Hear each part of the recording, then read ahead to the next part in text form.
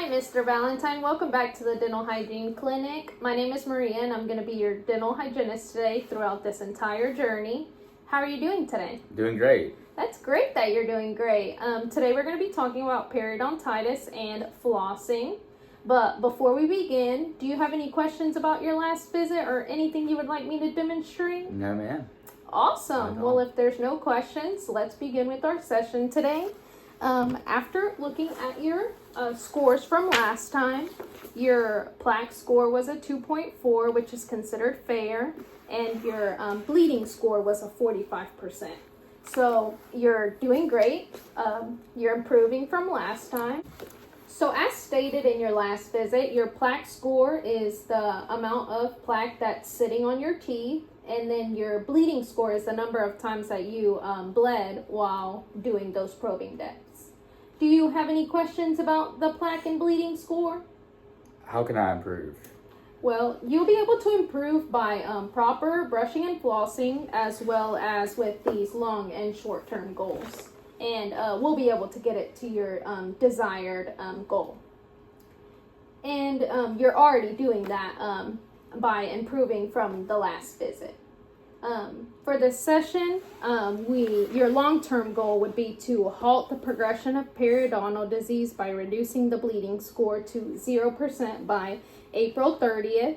Your short-term goal would be to understand what periodontitis is and the cause of periodontitis by November 15th. And then your other short-term goal would be to reduce bleeding score by 20% at each visit. And then your last short-term goal would be to demonstrate proper flossing technique and start flossing once a day by December 1st. Do you have any questions, or do you feel like this is obtainable? Yes, ma'am. No, I'm good. Thank you. Awesome. Well, if there's no questions and you feel that these are obtainable, let's get started with today's session. So let's start with periodontitis. Do you know what periodontitis is? No, I don't. Periodontitis is the inflammation in the gums, as well as the periodontal ligament, the cementum, and supporting bone. And it's diagnosed when the patient has bone loss.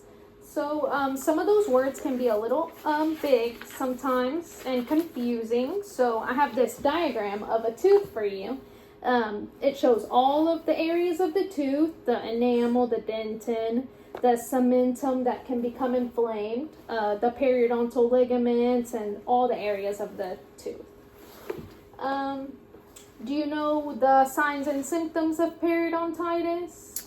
No, I don't know that either as well. It can appear as red and inflamed gums that spread deeper in the gums. There can be bleeding when brushing and flossing, and then other symptoms include sensitivity to hot and cold, and then bad breath, bad taste, and then a feeling that your teeth may be loose. Do you know what the cause of periodontitis is? Plaque? Perfect. Yes, it's bacterial plaque that sits on the teeth. And do you know if periodontitis is reversible or irreversible? I don't know. So periodontitis is not reversible because once there is bone loss, you cannot get it back. Do you have any questions about any of this? No? None at all. Let's review. Do you know what periodontitis is? Yes, inflammation of the gums. Yes, inflammation of the gums, and then it's diagnosed by bone loss. The signs and symptoms of periodontitis? Swelling, bleeding, inflammation as well? Yes. Okay. So it appears as red and inflamed gums, bleeding, gums when you brush or floss, and then other symptoms are just bad taste, bad breath, and then feeling that your teeth may be loose. Do you know what causes periodontitis?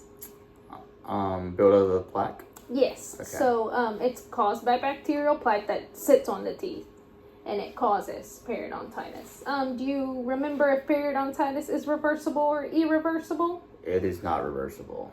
Yes. So it's not reversible because once the bone loss happens, you can't get it back.